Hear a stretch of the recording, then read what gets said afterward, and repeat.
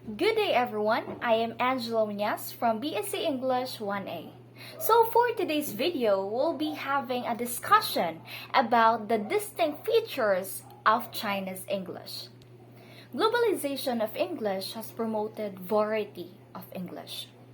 English is on the way of developing a global language, demonstrating that English is now a multicultural, multiformal, and multifunctional language. In other words, English is no longer an individual language, but a language family where many English varieties were born and are developing and coexisting. So now, let's dive in to China English as standard variety.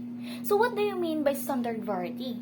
So standard variety in English language refers to the accepted and widely used form of English that follows established grammar, vocabulary, and pronunciation rules. China English is argued by some scholars that it should be regarded as a variety of English, since it takes standard English at its core and can be used to express certain unique things related to Chinese society and culture. So China English should be considered as a standard variety of English, alongside with British English and American English, because globalization of English has led to the emergence of various English varieties, and each variety should have its own standard that guarantees international intelligibility and national identity. Just like China English, as a member of the family of English family, has its own distinct features and plays an important role in intercultural activities.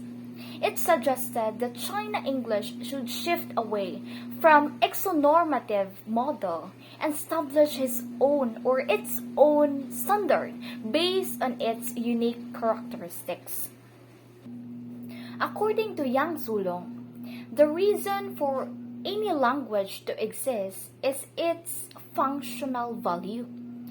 In the case of China, English has been used for almost 2 centuries, indicating its functional value in the country.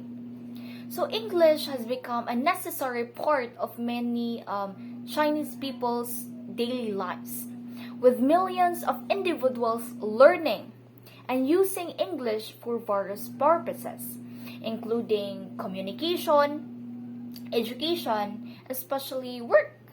The functional value of English in China can be seen in its role for a tool for international communication and cultural exchange. In China, English is used in various domains such as business, academic, and also media, enabling China's individuals to engage with the global community and participate in international affairs. Next, we have the distinct features of levels of phonology. So when we say phonology, it associates with speech or articulations of sounds.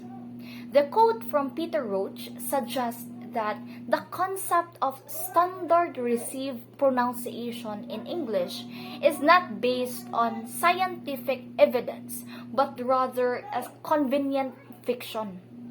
This implies that there is no single standard pronunciation of English, and different varieties of English can have their own distinct phonological features.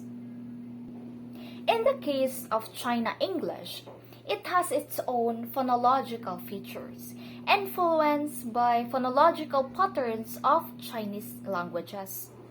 These features can be observed in syllable, stress, tone, and intonation. For example, when Chinese audiences hear a film, they can often distinguish whether it is an original Chinese film or a film dubbed from another language.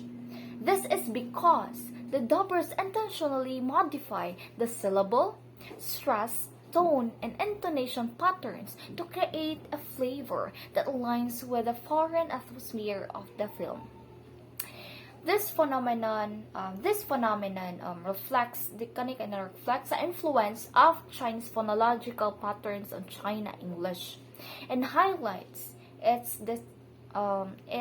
distinctiveness. The next feature of Chinese English is what we call the distinctive features at the level of vocabulary. So that is why we have the word vocabulary borrowing.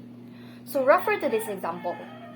If we come to enclose a language by itself, then the essence of learning will be isolated.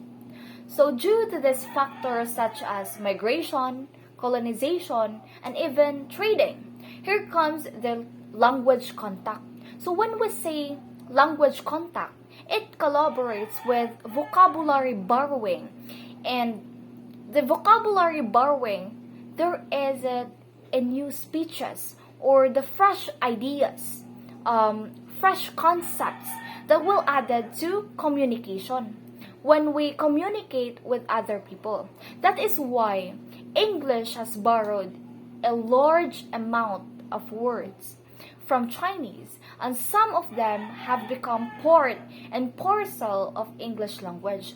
For example, the Sino and the Silk. So next in line is we have the distinctive features at the level of sentence.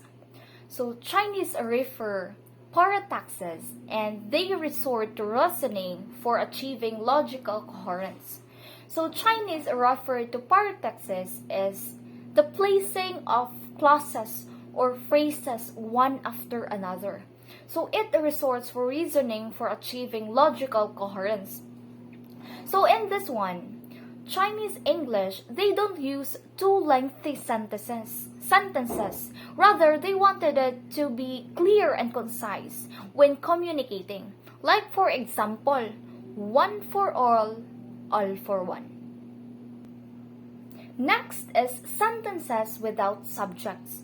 So in Chinese English, instead of putting subject in a sentence, like for example, Angel, long time no see, they cut the word angel, though the subject itself, since they are already communicating to each other. So for example, Angel is here, and then Ashley is there. Ashley is saying to Angel that long time no see. So in Chinese English, they don't use or they don't put subjects in a sentence or phrases. Instead, they are very direct to the point. Instead of mentioning the subject, they mention only what they wanted to say. In Chinese English, in constructing a sentence, they put too much affection that will give the readers the warmth and the feeling they wanted to, or the sentences they wanted to pertain in the readers. For example, toward the people, you are warmer than a charcoal fire. Next, the Chinese English always uses repetition to reinforce ideas. So in Chinese English, in constructing a sentences, like for this example, it is a poem, so they use repetition to reinforce ideas. For example, let us soar at the greatest speed. Let us soar with a spirit that knows no fear. Let us taking off from today, soar off towards tomorrow. Let us make of every day a new starting point. So it uses the repetition, the let us word, to reinforce the idea. Next is distinctive features of level of text and the discourse. So Chinese prefer a roundabout way of presenting the main ideas, meaning Chinese English doesn't usually do presenting of the main idea in a simple manner. For example, let's refer to describing a scenery. They don't usually say, simple sentences to describe a scenery. On other hand, or they usually present ideas in a simple or creative way, like pertaining to the theme on that scenery. Describing the scenery itself is the different analysis and describing such things like that. In conclusion, China is now boosting its own distinctive features on every levels that develops into global language. I have learned the distinctive features of China English.